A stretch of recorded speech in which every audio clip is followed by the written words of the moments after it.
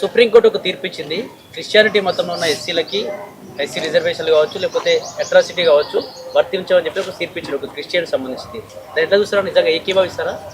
ఈ దేశంలో భారత రాజ్యాంగం అత్యున్నతమైంది. దాన్ని ప్రజలు తమకు తాముగా రూపొందించుకొని పార్లమెంటుకి అధికారం ఇచ్చిండ్రు. పార్లమెంటు చేసే చట్టాలు ఇలా అందరూ ఆచరిస్తున్నారు. ఏదన్నా చట్ట విరుద్ధమైనప్పుడు న్యాయ సమీక్ష అధికారం ఉంది కాబట్టి సుప్రీంకోర్టు తీర్పులు ఇస్తుంది. దాన్ని ఈ దేశంలో అందరం గౌరవించాలి. మరి మిగతా వాళ్ళకి ఏమి ఇబ్బంది కలిగిందో తెలియదు. హిందూ మతంలో వివక్ష ఉంది అనే ఉద్దేశం కొద్దీ వేరే మతంలోకి పోయినప్పుడు మీకున్న నొప్పేందా? అక్కడ ఉన్నోళ్ళు అక్కడనే ఉండాలి. ఇక్కడ సుఖవంతంగా సౌకర్యవంతంగా ఉంది. ఇక్కడ మాకిచ్చిన రిజర్వేషన్లని మీరు దొబ్బి తినడానికి మీరెవరు? మా అవకాశాలని దొబ్బి తింటున్న దొంగలు కదా ఇవాళ దీన్ని వక్రీకరించి మాట్లాడేటోళ్ళు. మరి వివక్ష లేని సమాజం కాడనే ఉన్నారు కదా, మేము వివక్షలనే చేస్తున్నాం కదా, అందుకని మాకు అవసరం. మీకు రిజర్వేషన్లు కావాలనుకుంటే మీరు హిందూ మతంలో ఉండండి మా లెక్క. లేదు అంటే వదులుకున్న మతం గురించి మాట్లాడే హక్కు కానీ, నైతికత కానీ, రైట్ కానీ మీకు లేదు. చాలామంది చాలా ఆర్టికల్ గురించి చెప్తుండ్రు. ఇలా మీరు సుప్రీంకోర్టు ఇచ్చిన తీర్పుని వక్రీకరిస్తుండ్రంటే ఇలా మీరు భారత రాజ్యాంగాన్ని హవలేయాలని చేస్తున్నారు మీరు. ఇలా అది గుర్తుపెట్టుకోవాలి.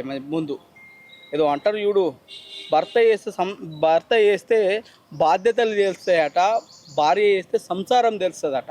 అట్లా తెలుస్తుంది. మీకేం తెలుసు? మీకు మీది నోరా మోరా ఎవరికి అర్థమైతే లేదు ఏం మాట్లాడుతున్నా అనేది. మీకు అనుకూలంగా వస్తే గొప్పయి కోర్టులు, గొప్పయి చట్టాలు, గొప్పయి. మీకు వ్యతిరేకంగా వస్తే చట్టాలు తప్పు. మీరే ఆలోచించుకోవాలి. జడ్జి మిశ్రా ఒక బీజేపీ కార్యకర్తల మాట్లాడినని చెప్పి మాట్లాడుతున్నారు. ఇలా భారత రాజ్యాంగాన్ని రాసింది ఒక కమిటీ ఉంది. కమిటీలోని సభ్యులు రాసినప్పటికీ దానికి ప్రదాతగా డాక్టర్ బిఆర్ అంబేద్కర్ గారిని మనం కీర్తిస్తాం. ఇలా ఆయనను అవమానిస్తున్నాం మీరు. ఇలా ఆయన బతికున్నప్పుడే కదా చేసింది. చట్టం గురించి మాట్లాడేటప్పుడు, చట్టాల గురించి తెలుసుకునేటప్పుడు చట్టాలని లోతుగా చదవండి. అడ్వకేట్ల కంటే గొప్పల్లా మేము లాలు చదివినరా, ఎల్ఎల్బి చదివినరా, ఎల్ఎల్ఎంజీ చదివినరా, లేకపోతే పిహెచ్డీలు చేసినరా? మీరు వక్రీకరిస్తుండ్రు. మీకు 1950 మీ చట్టం ప్రకారం రూల్ 3 ప్రకారమే తీర్పిచ్చింది. దాన్ని ధిక్కరించి ఇవ్వలేదు కదా. ఇవాళ అదే కాదు, ఇవాళ నా దృష్టిలో ఉన్నది 2 ఉమ్మడి రాష్ట్రాలలో క్రిస్టియన్ కానుకల పేరట తెలంగాణలో 3,10,000 మంది తీసుకున్నారు క్రిస్టియన్ కానుకలు 2016 నుంచి ఇప్పటి వరకు. వాళ్ళు కూడా క్రిస్టియన్లే అవుతారు. నేను ప్రూవ్ చేస్తా, మంది కాదు. ఇలా మీరేదో జబ్బలు జరుస్తున్నారు కదా, జబ్బలు జరిస్తే మీరు మీ కుటుంబాలు వెళ్ళిపోయిన వాళ్ళు వెళ్ళిపోవాలి. కానీ మా రిజర్వేషన్లు దొబ్బి తింటాంటే మేము ఊకోం. ఇలా మేము ఆయా కమ్యూనిటీలల్లో వివక్షను ఎదుర్కొంటూ ఆ వివక్షకు పొందుతున్న ఉపశమనమే ఇది మాకు. కాబట్టి మా రిజర్వేషన్లు దొబ్బి తినే హక్కు కానీ, రైట్ కానీ మీకు ఎవరికి లేదు. దీని గురించి ఎంత తక్కువ మాట్లాడితే అంత మంచిది. అంటే వాళ్ళు ఏం చెప్తున్నారంటే, క్రిస్టియన్లో ఉన్న దళిత వర్గాలు ఏం చెప్తున్నారంటే, మేము అది మతంగా అనుకోవట్లేదు, ఒక మార్గాన్ని ఎంచుకున్నాం. అది మేము ఏదైతే చర్చ నుంచి బయటకు వస్తే మేము దళితులమే కదా, ఆ వివక్ష మా పైన చూపిస్తున్నామని చెప్పి మాట్లాడుతున్నాం. ప్రపంచంలో మతం కాదు మార్గం అనుకున్నప్పుడు ప్రపంచంలో క్రిస్టియానిటీని ఒక మతంగా గుర్తించారు. మన ఇస్లాంను ఒక మతంగా గుర్తించినప్పుడు, ఈ భారత రాజ్యాంగం గుర్తించినప్పుడు నువ్వెవడా భాష్యం చెప్పడానికి? అయితే నువ్వు అధికారంలోకి వచ్చి నువ్వు చట్టాన్ని మార్పు చేసుకో. అప్పుడు అందరం అంగీకరిస్తాం చట్టబద్ధంగా. పార్లమెంటు చేసే చట్టాలకు చిరాసా వహిస్తాం. ఎన్నికైన తర్వాత అవసరమైతే మార్చుకుంటాం ప్రజాభిప్రాయం మేరకు. మీ అభిప్రాయాన్ని చూపెట్టండి. ఇలా ఎవరిని కడుపు కొడుతున్నారు మీరు? ఎవరిని కడుపు కొడుతుండ్రు? ఆయా సామాజిక వర్గాలల్లో వెనుకబడ్డోడు ఇంకా వెనుకబాటు గురి చేస్తున్నారు మీరు. అక్కడ లబ్ధి పొందుతుండ్రు, ఇక్కడ లబ్ధి పొందుతుండ్రు. కాబట్టి మీ దొంగ మాటలు, మీ లంగ మాటలు సమాజం యాక్సెప్ట్ చేయి, గుర్తుపెట్టుకోవాలి. మీరు శిఖండి లాంటి వాళ్ళు మీరంతా ఇటు అటు డ్యూయల్ రోల్ వేస్తారు మీరు. ఎన్నో ఒక కాడ ఉండు, మేము మంచైనా చెడ్డైనా హిందూ మతంలోనే ఉన్నాం. ఈ వివక్షని ఇవాళ ఆ రోజు అంబేద్కర్ గారు కూడా చెప్పిండు, ఇవాళ నేను పరాయి మతంలోకి పోతే ఈ మతం మీద నేను కొట్లాడలేను, పరాయోన్ని అయిపోతా, కాబట్టి ఈ మతంలోనే ఉండి కొట్లాడతా అని ఇలా బౌద్ధిజం తీసుకున్నాడు. మరి మీకేమైంది అంటే సొమ్ము ఒకటిది సోకు ఒకటిదా? సొమ్ము నాది కావాలి, సోకు నీది కావాలనా? అది ఇట్లనే ఉంటుంది. ఇవాళ ఇది కాదు, 2 రాష్ట్రాలల్లో తెలంగాణ రాష్ట్రంలో 3,10,000 మంది డాటా ఉంది. దాన్ని ఖచ్చితంగా హైకోర్టులో సవాల్ చేస్తాం, తీర్పు తీసుకొస్తాం. మీ అందరినీ బీసీసీలుగా మా హక్కున ఏర్చుకుంటాం. ఇలా మేము బీసీసీలు అని చేసి మా పక్కన కూకుండా పెట్టుకొని వివక్ష లేని సమాజాన్ని మేము చూపిస్తాం. హిందూ మతంలోనే వివక్ష లేకుండా చూడవచ్చు కదా. సి సర్టిఫికేట్ తీసుకొని వివక్ష లేకుండా చూసే బదులు హిందూ మతంలో ఉన్న దళితులకు వివక్ష లేకుండా చూడవచ్చు కదా. ఒకసారి కుల వ్యవస్థ పునాదులు అనేటివి ఒకసారి రాలే, మనం అనుకున్నప్పుడు ఒకసారే పోదు. పుట్టిన పిల్లగాడు పుట్టంగానే లేచి నడవడు. కాబట్టి రోజు రోజుకి ఇవాళ ఒకప్పుడు మా ఊర్లలో ఆయా సామాజిక వర్గాలన్నీ దూరం పెట్టిన సందర్భాలు వాస్తవం, ఒప్పుకుంటున్నాం. ఈరోజు సమానంగా సమానంగా కుక్కుంట పెట్టుకుంటున్నాం, కలిసి తింటున్నాం, కలిసి ఉంటున్నాం, కలిసి పంటున్నాం. వివక్ష పోతుంది. వాళ్ళ అభివృద్ధి జరిగిన కొద్దీ వాళ్ళ ఏదైతే విద్యా ఉపాధి అవకాశాలలో సమాన అవకాశాలు దొరుకుతున్నాయి. కాబట్టి అది రోజు రోజుకి రూపు మారుతుందే కానీ ఒక్కసారి మారాలనుకోవడం మనం కూడా పొరపాటు. సో కాబట్టి ఆ మార్పు మొదలైంది, చివరి దశలో ఉంది. 75% సమాజం మార్పు వచ్చింది, 25% ఉంది. దీనికోసం పాటుపడతాం, మేము బరాబరి పాటుపడతాం. ఒక మనిషిని సాటి మనిషిగా చూస్తాం. మా లోపల కూడా ఈ హిందూ మతంలో ఉన్న మార్పు అనేది ఏళ్ళ తరబడి రూపాంతరం చెందింది కాబట్టే బతికుంది, లేకపోతే ఎప్పుడో చచ్చిపోయేది. కాబట్టి అది రావాల్సిన అవసరం ఉంది. ఆ మార్పుకు మేము కూడా భుజం కలుపుతాం, నలుగురితోటి కలిసి నడుస్తాం. కాబట్టి అట్లాంటి ఆలోచన మనకు అవసరం లేదు.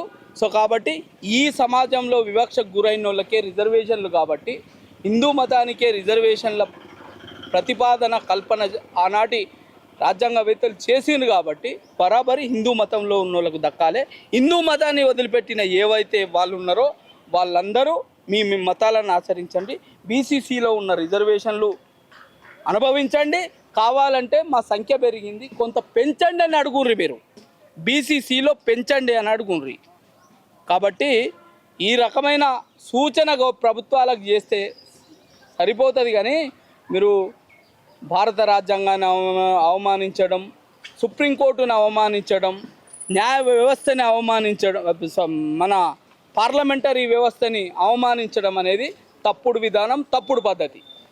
అంటే పార్లమెంట్లో చట్టం కాలేదు కదా, చట్టం కానీ సుప్రీంకోర్టు తీర్పుని అందరిపై ఉత్తరం కరెక్ట్ కాదని క్రిస్టియానిటీ ఎస్సీలు మాట్లాడుతున్నారు. ఒకసారి ఫస్ట్ ఆ జడ్జిమెంట్ ఏదైతే ఉందో దాన్ని తీసి చదివితే చట్టం ఏం చెప్పింది, వీళ్ళు చేసిన పని ఏంది అనేది అర్థమవుతుంది. ఫస్ట్ తీసుకొని చదివి చూడాలి. భారత రాజ్యాంగాన్ని చదవాలి, at the same time supreme court ఇచ్చిన జడ్జిమెంట్ చదవాలి. ఒకవేళ అది తప్పైనప్పుడు నీకు న్యాయ సమీక్షాధికారం ఉంది, అప్పీల్ కోవడానికి అవకాశం ఉంది. కాబట్టి నువ్వు అప్పీల్కి వెళ్ళి నువ్వు ప్రూవ్ చేసుకోవాలి, ఆ అవకాశం ఉంది నీకు. సో కాబట్టి దీని గురించి అంత కలత చెందాల్సిన అవసరం లేదు.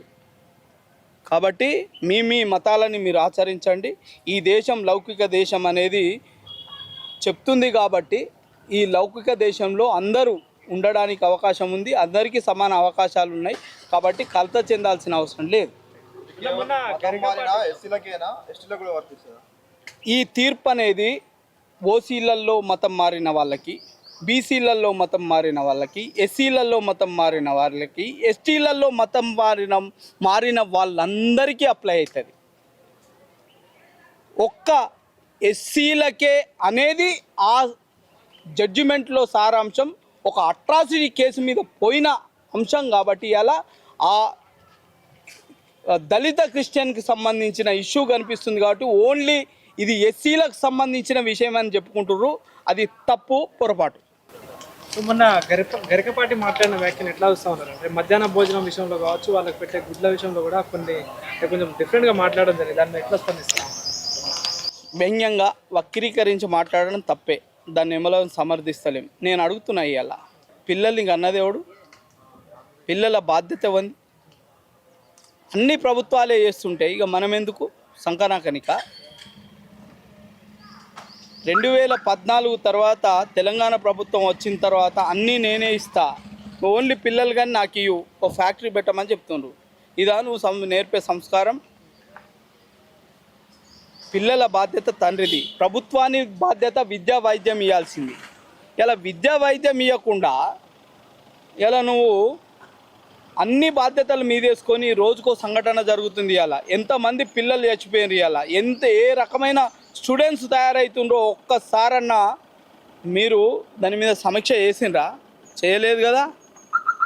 రోజుకొక సంఘటన చూస్తున్నాయి. ఇలా రోజుకొక సంఘటన, ఫుడ్ పాయిజన్ అయింది, పిల్లల అస్వస్థత అని చూస్తున్నా, దాదాపు రోజుకో మరణాన్ని చూస్తున్నాం. ఇలా ఎందుకు గవర్నమెంట్ మీద అంత భారం? ఉన్న స్కూళ్ళని స్ట్రెంథెన్ చేయరాదా? ఇలా జాతీయ విద్యా విధానాలు, గతంలో జాతీయ విద్యా విధానాలు ఏం చెప్తున్నాయి? ప్రతి కిలోమీటర్కి ఒక స్కూలు, 3 కిలోమీటర్లకు ఒక మాధ్యమిక స్కూలు, 5 కిలోమీటర్లకు ఒక ఉన్నత పాఠశాల కావాలని చెప్పినాయి కదా. మరి ఆ పాఠశాలలు ఎందుకు మూతపడుతున్నాయి? ఇలా ప్రైవేటీకరణ దిశగా ఎందుకు పోతున్నాం? ఇలా ప్రైవేటు బడులకు గవర్నమెంట్ బడులు పక్కనే పర్మిషన్లు ఎందుకు ఇస్తున్నాం?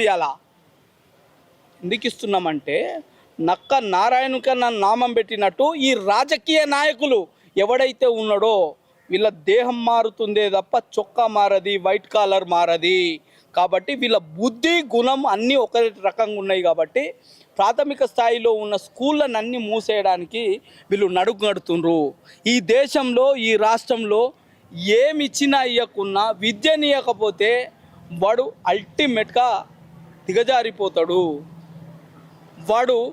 వాడిని రకరకాల ప్రలోభాలకు గురిపెట్టి తాగుబోతుని తయారు చేస్తే మనం అన్నోనికి ఓటేస్తాడు. రాజకీయ నాయకులకి ఇదే కావాలి, వాళ్ళు అక్కడనే ఉండాలి, మేము ఇక్కడనే ఉండాలి అనే రకంగా తయారవుతుందే తప్ప తల్లిదండ్రి బాధ్యత పిల్లలది.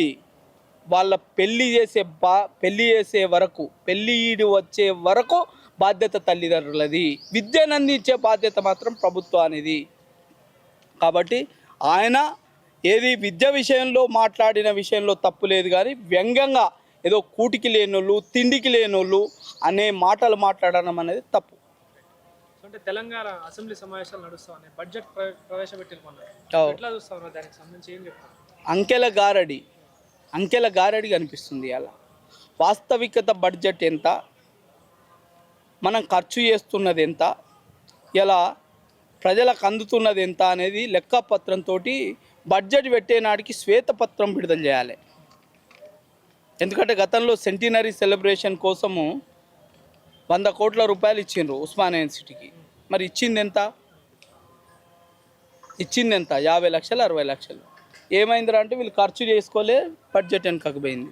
నేను అదే అడుగుతున్నా, ఇలా సప్లాన్ లోపల 25,000 కోట్ల రూపాయలు ఎవ్రీ ఇయరు ఎస్సీ ఎస్టీలకు కేటాయిస్తున్నాము. మరి అందులో ఖర్చు అవుతున్నది ఎంత? ఇతరత్ర మిగతా కమ్యూనిటీలకు మనం కేటాయిస్తున్నది ఎంత, ఖర్చు అవుతున్నది ఎంత అనేది క్వశ్చన్ మార్క్, $1 మిలియన్ ప్రశ్న ఎక్కుకున్నది. ఇలా రాజకీయ నాయకులు హంగులు ఆర్భాటంగా ఇంత కేటాయిస్తున్నాం, అంత కేటాయిస్తున్నాం అంటే విద్యలో కేటాయించడం ఇంత 25%, 23% అని 21% అంటుర్రు. ఇలా దానిలో జీతాలకు ఎంత పోతున్నాయో ఒక్కసారి ఏమన్నా ఎవడన్నా కాలిక్యులేట్ చేసిండా జీతాలకు ఎంత పోతున్నాయి? మరి జీతాలకు నాతాలకు పోంగా మిగిలింది ఎంత అనేది ఎప్పుడన్నా మీరు అసెస్ చేసుకున్నారా? ప్రైవేటు పాఠశాలలు, ప్రైవేటు విద్య అధునాతనమైన హంగులతోటి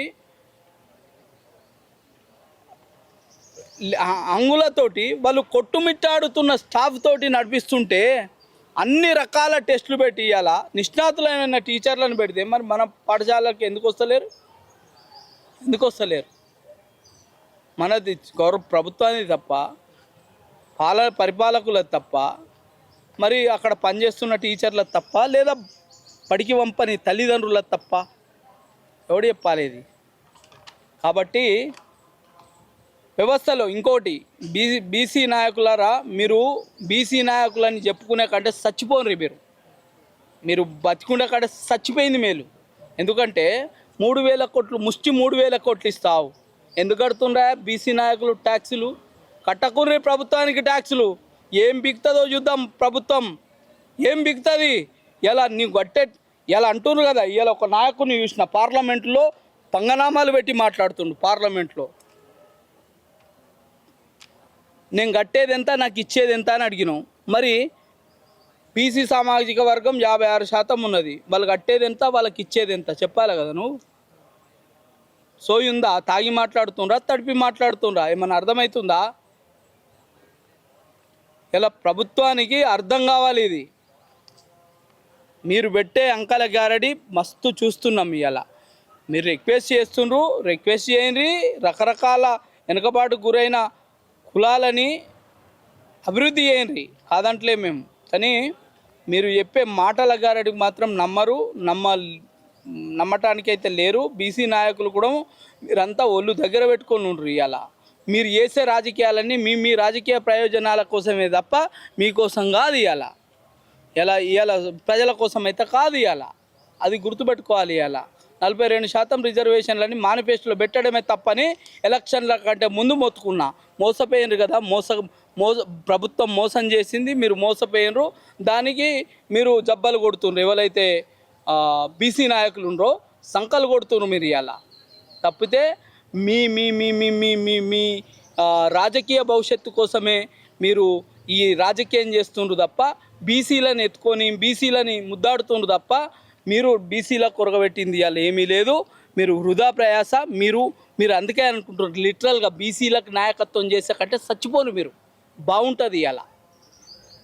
కొత్త సమాజం వస్తుంది, కొత్త నిర్మాణం జరుగుతుంది. ప్రశ్నించేటోడు ఉడతాడు. మీరు ఉండడం వల్ల ప్రశ్నించేటోడు కూడా వస్తలేడు.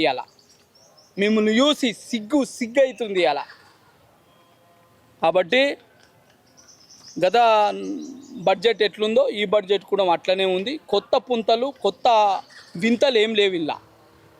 కాబట్టి ఇంకోటి, ఇచ్చిన బడ్జెట్లో ఖర్చు అయ్యేది ఎంత? ఇప్పుడు మీ మీడియా ఉంది కదా, ఇదంతా పోయిన సంవత్సరం అలొకేషన్ చేసింది ఎంత, ఖర్చు అయింది ఎంత, ఈ సంవత్సరం ఇలా బడ్జెట్లో అనౌన్స్ చేసింది ఎంత, ఖర్చు అయ్యేది ఎంత అనేదాన్ని ఇలా ఇదే వేదికగా మళ్ళొచ్చే బడ్జెట్ వరకు మనం డిస్కస్ చేద్దాం. ఇలా ప్రభుత్వాలు ఎట్లున్నాయో మనకు తేలిపోతుంది. వాస్తవ బడ్జెట్ 2,16,000 కోట్లే, 2,16,000 కోట్లే. కానీ వీళ్ళు పెట్టే బడ్జెట్ 3,35,000 కోట్లు పెట్టిండ్రు.